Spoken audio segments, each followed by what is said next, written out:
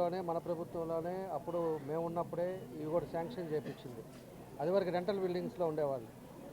తర్వాత ఈ 5 ఇయర్స్లో ఆ బిల్డింగ్ మేము ఉన్నప్పుడే దాదాపు పూర్తి చేసాం.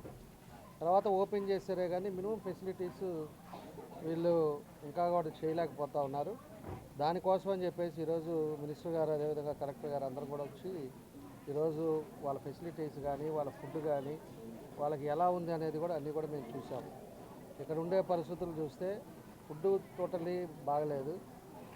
వాళ్ళు బయట ఇంటి దగ్గర నుంచి చేసుకొచ్చిన పచ్చడితోటి కొంత తినటం కొంత పారేయటం ఇవన్నీ కూడా జరుగుతూ ఉంది. అదేవిధంగా మెయింటెనెన్స్ కూడా బాత్రూమ్స్ కానీ ఇవన్నీ కూడా కొన్ని ఇబ్బందులు ఉన్నాయి. నెక్స్ట్ జంగల్ క్లియరెన్స్ కానీ ఇక్కడ ఉండే ప్రాబ్లమ్స్ కూడా కొంత ఉన్నాయి. అదేవిధంగా డ్రింకింగ్ వాటర్ ప్రాబ్లం ఉంది. దానికోసం అని చెప్పేసి రేపు ఇమీడియట్గా కార్పొరేషన్లకు కూడా మేము చెప్పి ఇన్స్ట్రక్షన్స్ ఇచ్చాం.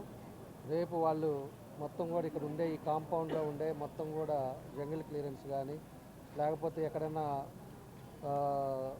డ్రైనేజ్ ఏదైనా ప్రాబ్లం ఉన్నాయి కానీ అదేవిధంగా వాటర్కి కూడా ఇంకో సమ్ పెట్టేసి వాటర్ ఇవ్వడానికి కానీ ఇవన్నీ కూడా రెక్టిఫై చేస్తాం. మన ప్రభుత్వం ఉద్దేశం ఒకటే, పేద ప్రజలు వీళ్ళంతా కూడా పేద విద్యార్థులు ఎక్కడెక్కడో ఊర్ల నుంచి వచ్చి వాళ్ళు ఏదో కష్టపడి చదువుకోవాలని తల్లిదండ్రులు ఎంతో ఇబ్బందుల్లో ఉన్నప్పుడు ఇలాంటి హాస్టల్స్లో ఉండి వారికి మంచి ఫుడ్తో పాటు ఎడ్యుకేషన్ కూడా మంచిది ఇచ్చినప్పుడు వాళ్ళ భవిష్యత్తులో ఫ్యూచర్లో వాళ్ళ కాళ్ళ మీద వాళ్ళు నిలబడాలనేదే ఈ ప్రభుత్వ ఉద్దేశం. కాబట్టి దానికి ఎంతైనా ఖర్చు పెట్టడానికి కూడా ఈరోజు ప్రభుత్వం మన ప్రీతం నాయకుడు చంద్రబాబు నాయుడు గారు కూడా దానికి ఎంత అవసరం అయినా కూడా ఇవ్వడానికి కూడా ఈరోజు ముందున్నారు. అదేవిధంగా మన జిల్లాకే మనకి మంత్రిగా ఆ శాఖకు రావటం కూడా మన అదృష్టం. కాబట్టి పేదలు ఎవరైతే ఉన్నారో ఈ విద్యార్థులందరూ కూడా కరెక్ట్ చేసుకోవాలి.